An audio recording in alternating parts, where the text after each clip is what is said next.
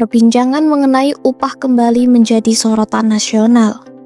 Kini, pemerintah pusat telah menetapkan batas akhir terkait pengumuman dan penetapan upah minimum provinsi 2026 pada Rabu 24 Desember 2025. Di tengah pengumuman tersebut, masih banyak pekerja yang belum sepenuhnya memahami aturan pemberlakuan upah minimum. Sebagian besar masyarakat masih menganggap UMP sebagai patokan gaji yang berlaku untuk seluruh pekerja tanpa memperhatikan masa kerja. Padahal, ketentuan upah minimum memiliki batasan dan memiliki aturan tertentu. Lantas, apa saja sih aturan upah minimum menurut regulasi yang berlaku?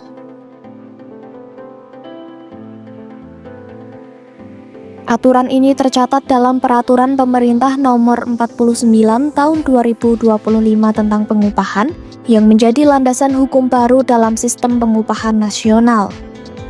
Peraturan pemerintah ini ditetapkan oleh Presiden Prabowo Subianto di Jakarta pada 17 Desember 2025 lalu. PP Nomor 49 Tahun 2025 sekaligus melanjutkan dan menegaskan aturan sebelumnya terkait pengupahan pekerja dan buruh di Indonesia. Dalam regulasi tersebut, pemerintah menekankan bahwa upah minimum hanya diberlakukan bagi pekerja dengan masa kerja kurang dari 1 tahun di perusahaan yang sama. Sementara bagi pekerja dengan masa kerja 1 tahun ke atas, mekanisme pengupahan harus mengacu pada struktur dan skala upah yang disusun oleh perusahaan. Struktur dan skala upah ini merupakan sistem penggajian internal yang wajib ada di setiap perusahaan. Penyusunan struktur dan skala upah tidak dapat dilakukan secara sembarangan. Perusahaan wajib mempertimbangkan kemampuan finansial, tingkat produktivitas, golongan jabatan, masa kerja, tingkat pendidikan, serta kompetensi masing-masing pekerja. Setelah disusun, struktur dan skala upah tersebut wajib disampaikan kepada seluruh pekerja atau buruh. Pemberitahuan dilakukan secara perorangan agar setiap pekerja mengetahui posisi dan kisaran upah sesuai jabatannya. Meski upah minimum ditetapkan untuk pekerja dengan masa kerja di bawah 1 tahun, peraturan juga menetapkan bagi pekerja baru untuk menerima upah di atas UMP. Ketentuan ini berlaku apabila pekerja memiliki kualifikasi tertentu yang dibutuhkan dalam jabatan.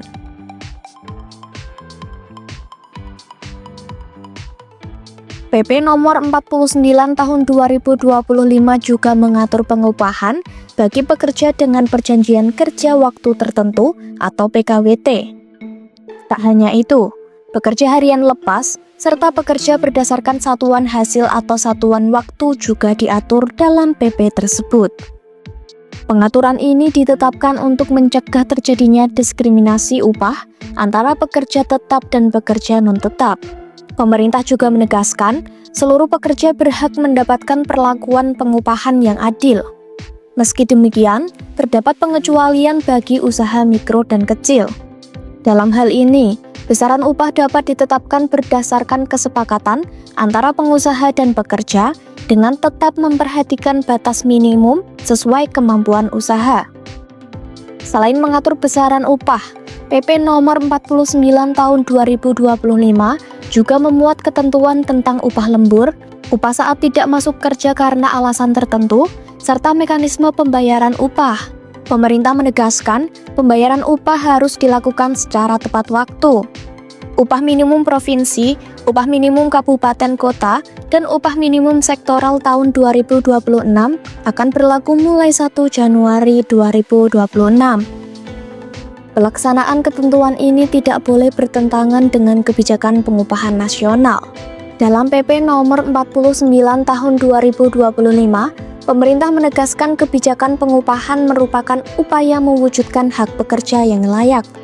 Dalam proses penetapannya, pemerintah pusat melibatkan pemerintah daerah serta Dewan Pengupahan.